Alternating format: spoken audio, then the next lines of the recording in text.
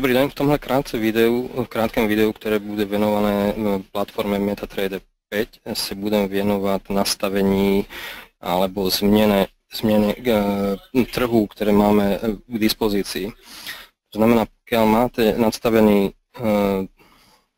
rozhraní, ktoré mám ja na obrazovce, kliknete si na tabuľku Prehľad trhu.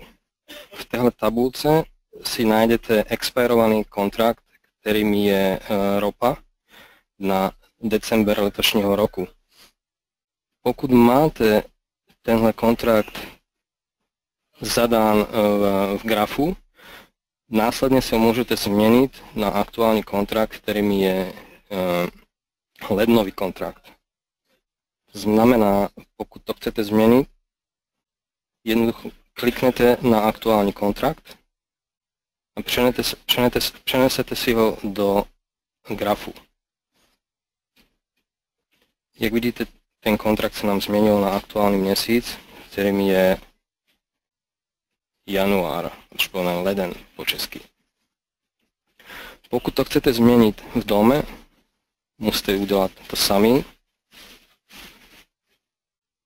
Kliknete a přenesete si daný kontrakt. Takto zmeníte aktuálne kontrakty. Pokud chcete daný kontrakt odstrániť z tabulky, jednoduše kliknete a dáte skryť. Chci vás ešte upozorniť, pokud budete mít v dané tabulce kontrakt, ktorý stále používate buď to v grafu nebo v dome, jeho odstránenie nebude možné.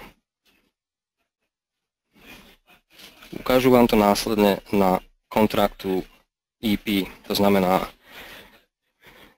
ES 500. V tejto tabulce máme aktuálny kontrakt. Pokud si dám do tejto tabulky kontrakt, ktorý je na december, to znamená na prosinec,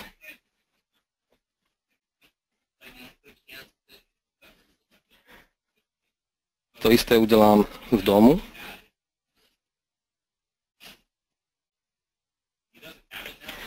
A následne ho budú chcieť odstrániť, nebude to možné.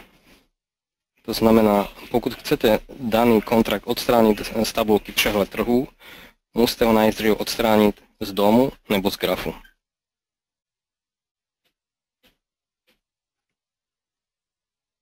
Zmeníme si to na aktuálny říjnový kontrakt.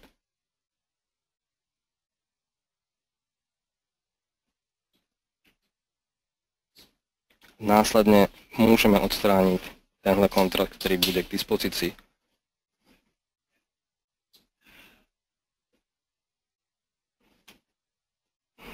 Vidíme, že momentálne je to možné, to znamená, môžeme ho skryť. Pokud budete mať více otázek k platforme MetaTrader 5, klidne mi môžete kontaktovať na e-mail, poprípade na chat. Omlouvám se, ale byl jsem požádán, abych tohle video udělal v českém jazyce. Snažil jsem se, pevně doufám, že má čeština není tak strašná a budete mi rozumět.